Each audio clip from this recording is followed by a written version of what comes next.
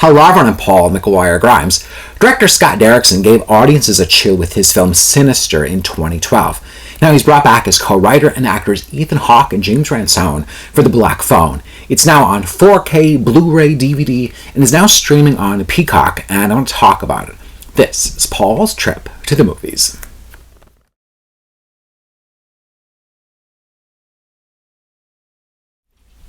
The Black Phone is every parent's worst nightmare, having your child kidnapped in broad daylight. Derrickson sets the film in 1978 North Denver, where kids ride bikes in the streets, walk home from school, and cheer each other on at the baseball game. Now, it should be an ideal time, but there's town gossip of a man known as the Grabber, who has been kidnapping local boys. He's played by Ethan Hawke. A young girl named Gwen, who's played by Madeline McGraw, has dreams about the Grabber, and the details really alarm police who haven't made specific elements of the crimes public yet. Now, her brother Finney, played by Mason Thames, becomes the Grabber's next victim. Finney is really resourceful, trying to find ways out of the Grabber's basement, while Gwen uses the clues in her dreams to find him.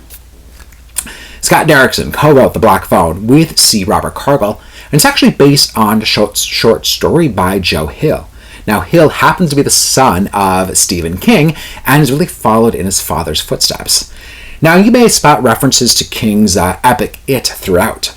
Now, I don't know if that was all in Hill's story or if Scott Derrickson added in those little touches. Derrickson sets the right tenor very early on.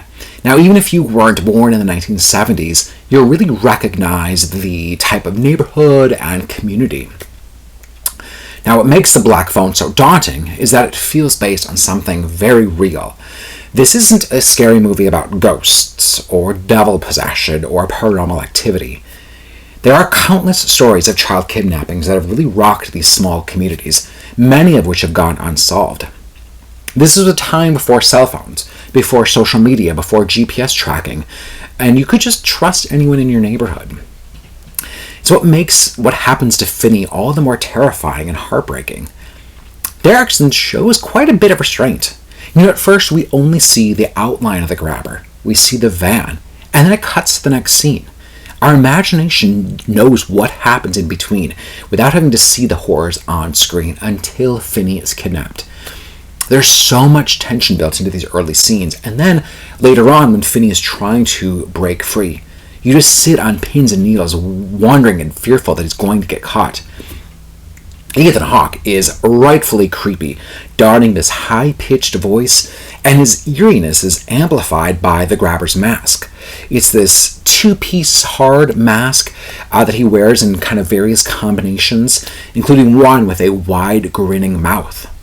And Hawke knows how to act with the mask, using other parts of his face to really, give it different shades and dimensions.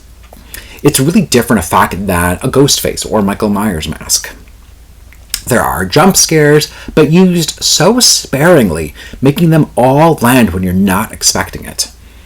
Now, The Black Phone, I would say, it could bore quickly if it wasn't for the wonderful Madeline McGraw and Mason Thames' really engaging performance with just the strength and the determination that he gives to Finney. He has to carry so much of this film once Finney is kidnapped. The Black Phone comes with a fairly simple premise, but it's in the execution where Scott Derrickson really reminds us that the real horrors in society can be scarier than the ones often just manufactured in the horror genre for cheap, gory thrills.